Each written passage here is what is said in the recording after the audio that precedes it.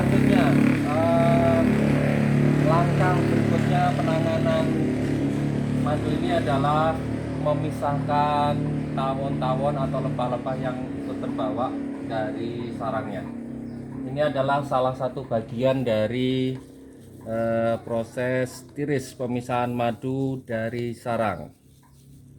Kita pisahkan, kita ambilin satu persatu, tidak diperas karena kalau diperas isi perut yang ada di dalam lebah ini akan keluar. Jadi kita ambilin satu persatu, dibersihkan.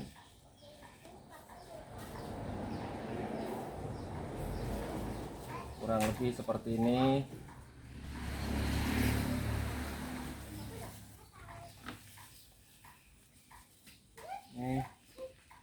Ini satu bungkahan, satu sarang madu.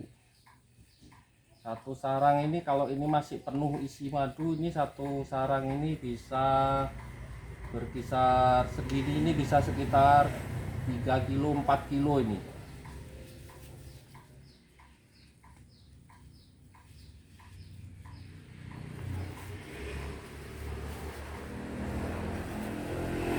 Oh ya, coba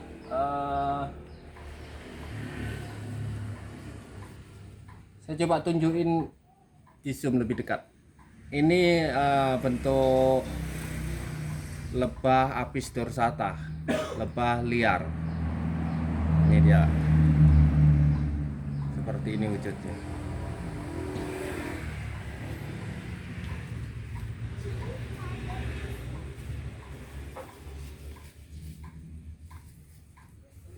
Oke, selanjutnya kurang lebih untuk pekerjaan pemisahan kurang lebih seperti ini. Kita sabar telaten memisahkan tawon-tawon lebah-lebahnya ini dari sarang seperti ini yang sudah pada pecah. Kemudian langkah selanjutnya adalah ini yang sudah bersih, tunjuk ini nih.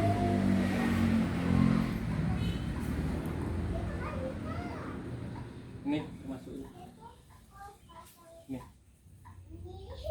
Ini madu yang sudah, sarang madu yang sudah kita bersihkan. Seperti ini wujudnya. Kemudian langkah selanjutnya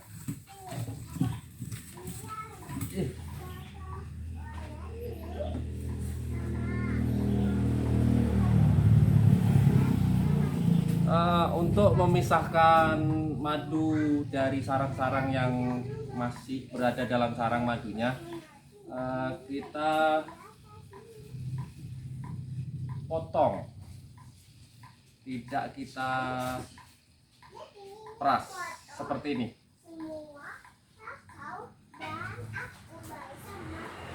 Ikat ini.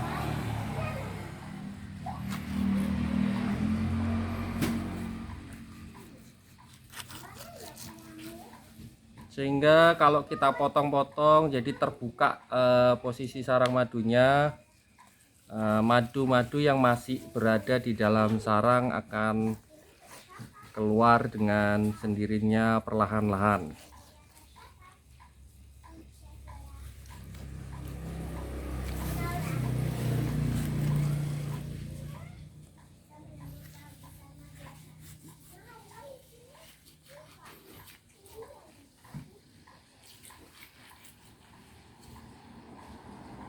Nih.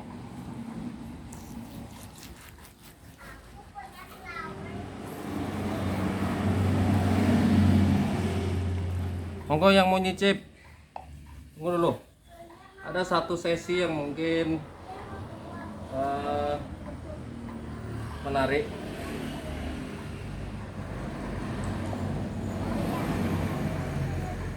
Satu sesi tersebut adalah mengkonsumsi madu yang ada dalam sarang. Yang benar makan madu sama sarang adalah seperti makan permen karet. Begini caranya.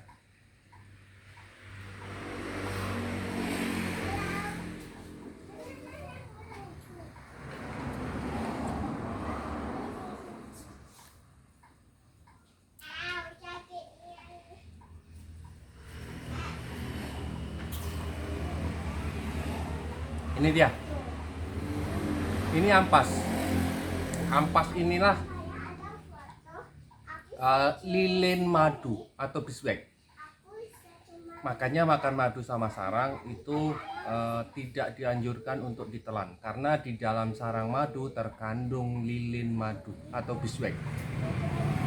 Lilin madu ini akan kita dapat ketika ini sudah kering, sudah kita tiris, kemudian kita masak. Nah, lilinnya dia akan berpisah, kemudian kita cetak. Minta tolong ambilkan itu kuning tuh. Itu yang di atas, yang lempengan kuning itu. Ya. Kita taruh mana nih? Oke. Inilah hasilnya. Nih. Ini yang disebut lilin madu. Beeswax. Lilin madu ini berguna sebagai bahan kosmetik, bahan baku pembuatan sabun, lipstik, minyak rambut dan lain-lain. Ini dia. Wujudnya seperti ini. Didapat dari sarang madu. Oke, saya rasa cukup lengkap apa yang kita sajikan. Kemudian yang terakhir, oke, berikutnya hal yang mungkin bisa saya ceritakan adalah kenapa salah satu penyebab kita lakukan ditiris, madunya tidak diperas. Begini,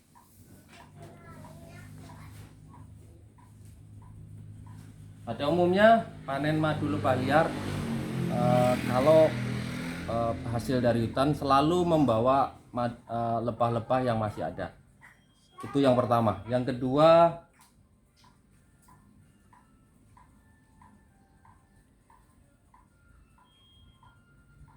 panen madu lebah liar secara periodik, pertama, kedua, dan seterusnya. Di dalam sarang madu tersebut sebagian ada terikut sarang anak. Di sini ada anaknya nih. Di sini. Tadi induk tawon, induk lebah yang ikut terbawa. Ini kemudian ini anaknya. Kemudian ada satu lagi yang harus kita tunjukkan.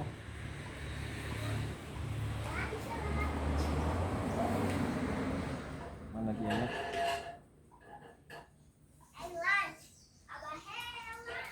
Ini aja lah. Nih.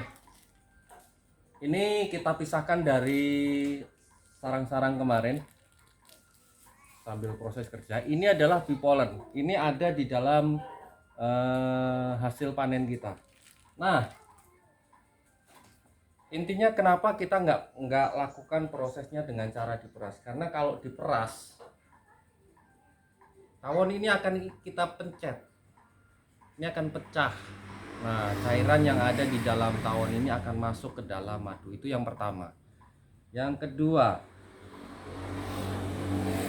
anak tawon yang ada, anak lebah yang ada di dalam sini yang ikut terbawa, itu akan ikut kita peras. Ketika dia pecah, itu akan cairannya akan ikut masuk ke dalam madu. Makanya kita coba menghindari hal tersebut, meminimalkan, tidak bisa 100% kita hilangkan, tapi kita coba dengan cara tidak diperas, tapi kita pilah-pilah, kita potong-potong sehingga seminimal mungkin untuk mengurangi hal-hal yang tidak diinginkan. Begitu. Saya rasa cukup jelas. Seperti inilah proses yang kita lakukan. Yang terakhir, setelah ini kita proses, kemudian ditiris, kita saring. Inilah hasilnya yang sudah disaring. Ini sudah kita saring.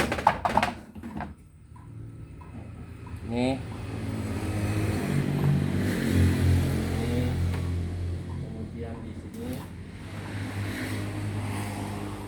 ini wujudnya. Dan ini semua kemarin totalnya ada 1 ton. Ini semua yang ada di sini. Kemudian yang terakhir, bahwa setelah kita saring, kita akan botolin, dan kita akan botol ini, botol baru pabrikan.